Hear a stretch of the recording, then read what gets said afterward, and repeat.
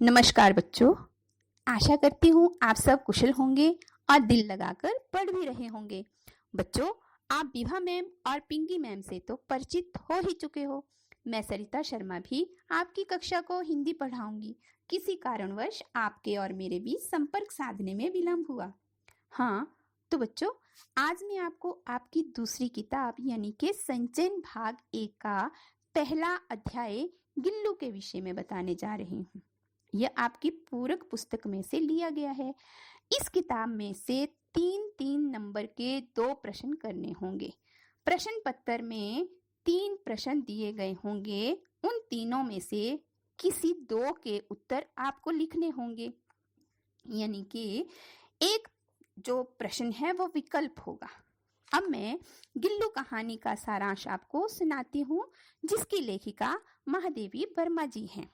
एक दिन लेखिका ने 2 कौओं द्वारा घायल किए गए एक गिलहरी के बच्चे को देखा।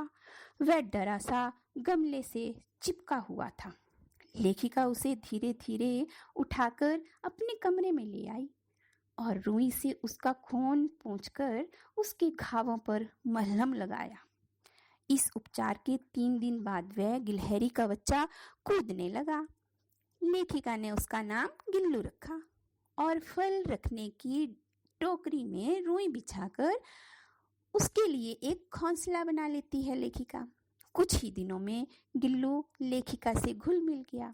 जब लेखिका लिखने बैठती तो गिल्लू भी उसके आसपास तेजी से दौड़कर उसका ध्यान अपनी ओर आकर्षित करने का प्रयास करता।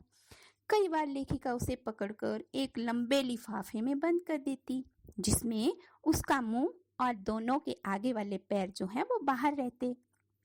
भूख लगने पर वह चिक चिक की ध्वनि करके लेखिका को इसकी सूचना देता और लेखिका उसे काजू या बिस्कुट खाने को देती थी। एक दिन लेखिका ने देखा कि गिल्लू बाहर घूमती हुई गिलहरियों को बड़े अपनेपन से देख रहा था। लेखिका ने उसे भी मुक्त करना जरूरी समझा। उसके लिए क्या किया लेखिका ने कि जाली से कुछ कीलें निकाली और गिल्लू के बाहर जाने का रास्ता खोल दिया। जब लेखिका घर से बाहर जाती तो गिल्लू भी उस रास्ते से बाहर निकल जाता, तथा जब लेखिका वापस घर आती तो वह भी खिड़की की जाली के रास्ते घर में आ जाता। धीरे धीरे लेखिका ने उसे भोजन की थाली के पास बैठना सिखाया और तब से वह लेखिका के साथ बैठकर खाता। काजू गिल्लू का प्रिय भोजन था। एक बार लेखिका मोटर दुर्घटना में घायल हो गई। उसे कुछ दिन अस्पताल में रहना पड़ा।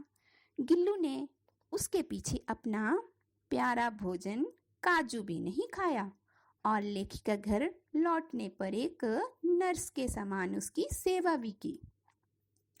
अंततः गिल्लू का अंतिम समय आ गया था। उसने खाना पीना और बाहर जाना भी छोड़ दिया।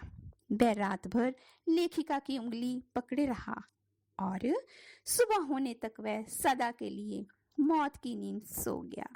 लेखिका ने सोन जूही की लता के नीचे गिल्लू की समाधि बनाई, क्योंकि गिल्लू को सोन जूही की बेल बहुत पसंद थी। अब जब बसंत ऋतु आई तो उसी सोन जूही की बेल पर एक पीले रंग का फूल देखा। जब लेखिका ने उस पीले रंग के फूल को देखा तो उसे वह फूल नहीं, अपना गिल्लू ही दिखाई दिया। हाँ बच्चों, कैसी लगी ये कहानी? हाँ, तो हर कहानी एक संदेश देती है, एक शिक्षा देती है। हमें भी इस कहानी से यह शिक्षा मिलती है कि जीव जंतुओं को प्यार और अपनेपन के द्वारा हम घर का सदस्य बनाकर रख सकते हैं। धन्यवाद बेटे।